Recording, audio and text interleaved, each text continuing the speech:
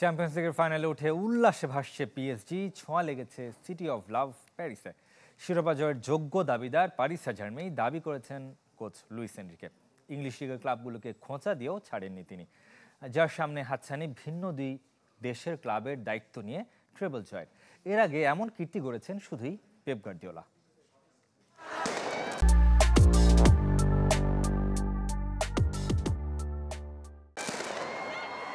দ্বিতীয় বিশ্বযুদ্ধ স্মরণে বিখ্যাত রাস্তা শজ এলিজেতে ঐতিহ্যবাহী প্যারেড ৮ মার্চ। নিরাপত্তার কড়াকড়িতাই একটু বেশি প্যারিস ছুড়ে, কিন্তু পার্ক দ্য প্রাসে পিএসজির দারুণ জয়ে ভুলিয়ে দিয়েছে সব।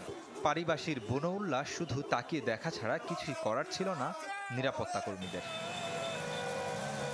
নেইমার, মেসি, এমবাপ্পেদের মতো মহাতারকারা গায়ে জড়িয়েছেন পিএসজির জার্সি, কিন্তু চ্যাম্পিয়ন্স লিগ শিরোপা অধরাই থেকে গেছে।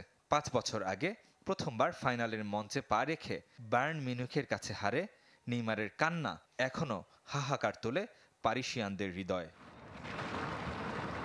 দিন বদলের পালায় মেগাস্টাররা ছেড়েছেন প্যারিস। নীতি পরিবর্তন করে পিএসজি ছুটেছে তরুণ, উদ্যমী, পরিশ্রমী, কার্যকর ফুটবলারদের পেছনে। নেপথ্যে ছিলেন একজন লুইস এনরিকে। দলটাকে ভেঙে চুড়ে গড়েছেন নিজ হাতে। সুষ্ঠু পরিকল্পনার ফলও পেতে শুরু করেছে ফ্রেঞ্চ জায়ান্টরা, যার সবশেষ সংস্করণ চ্যাম্পিয়ন্স লিগ ফাইনাল।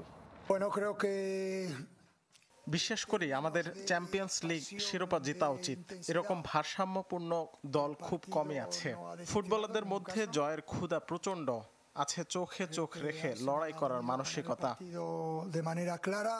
সামাজিক যোগাযোগ মাধ্যম থেকে গণমাধ্যম প্রায়শই ফ্রেঞ্চ লিগকে কৃষক লিগ বলে কটাক্ষ করা হয়। তবে এবার সে কথা মনে করিয়ে দিয়ে জবাবটা দিলেন লুইস এনরিকে। মৌসুমে 4 ইংলিশ ক্লাবের বিপক্ষে খেলে শতভাগ জয় পিএসজির।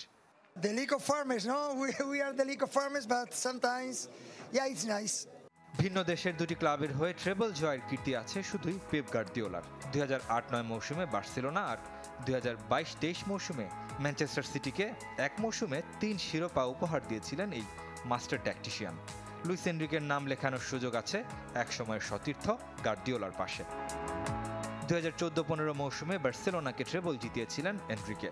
সে সাফল্য ছুঁতে আর মাত্র 2 ম্যাচ দূরে তিনি। 25 মে কোপ দে ফ্রান্সের ফাইনালে রাশ আর 31 মে মিউনিখের আলিয়াঞ্জ অ্যারেনায় ইন্টার মিলানকে হারাতে পারলেই বিরল কীর্তির সাক্ষী হবেন এনরিকে।